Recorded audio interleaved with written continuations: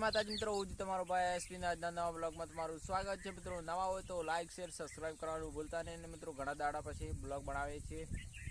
મિત્રો નવા જણા શોર્ટ નાખતા હતા, બ્લોગ 4-5 દાડા બનાવ્યા ને આજ શોર્ટ બનાવવા વિડીયો.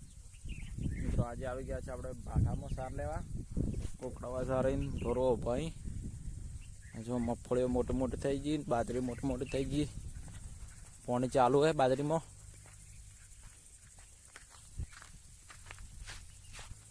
તો ભાઈ સાર લેજો,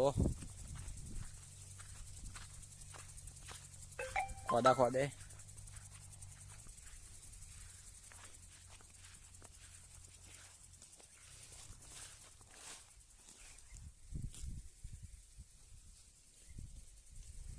ટેકરે બકરા સારી જુઓ.